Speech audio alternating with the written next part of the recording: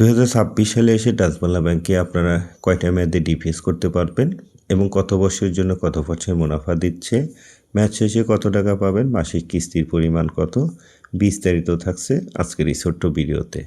তাই 2026 সালের ডাচ বাংলা ব্যাংকের ডিপোজিট প্লাস স্কিম এবং ডিপিএস সম্পর্কে বিস্তারিত জানতে হলে আজকের এই ছোট্ট ভিডিওটি আপনাকে সম্পূর্ণ দেখতে হবে।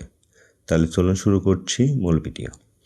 সো এখানে মাসিক কিস্তির পরিমাণ দেখতে পাচ্ছেন সর্বনিম্ন 500 টাকা এবং সর্বোচ্চ 50,000 টাকা পর্যন্ত রয়েছে। আমি গত পর্বের ভিডিওতেও কিন্তু আপনাদের সঙ্গে আলোচনা করেছি ডাচ বাংলা ব্যাংকের বায়োমেট্রিক ডিপোজিট প্লাস স্কিম নিয়ে। সেইখানে উল্লেখ করেছি কিন্তু আপনারা তাদের মুনাফা পার্সেন্টেজ ছিল কিন্তু 9.80%। এই বায়োমেট্রিক ডিপোজিট প্লাস স্কিমেও মেয়াদ ছিল 4টি এবং এই ডিপোজিট প্লাস স্কিমেও কিন্তু আপনারা মেয়াদ দেখতে পাচ্ছেন 4টি, অর্থাৎ 3 বছর, 5 বছর, 8 বছর এবং 10 বছর।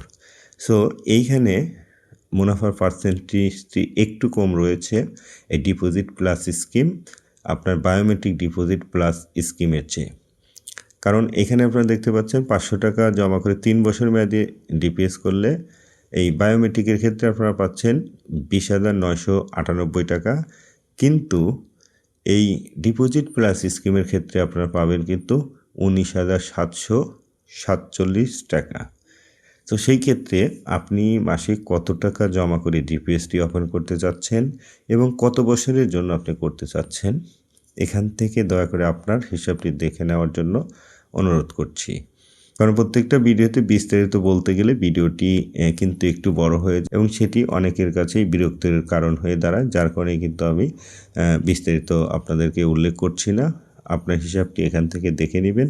এছাড়াও এই ডাচ বাংলা ব্যাংকের ডিপোজিট প্লাস স্কিম 2026 সম্পর্কে আপনাদের কোনো কিছু জানার থাকলে এবং কোনো ধরনের সন্দেহ থাকলে, কোনো কিছু বুঝতে অসুবিধা হলে অবশ্যই কমেন্টস করবেন।